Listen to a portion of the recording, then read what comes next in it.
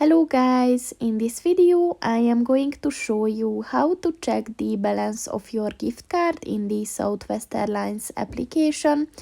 But first I just want to mention, don't forget to subscribe to my channel, because at 10,000 subscribers I am going to show you my whole YouTube revenue statistics and growth strategy, as well as how to make money online. Let's jump into it.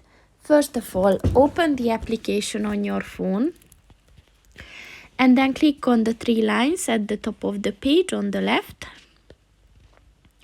And then scroll down and click on the gift card button. And then click on the check your balance button. And as you can see, you have to provide your gift card's number as well as its security code. And then just click on the check your balance button to see it.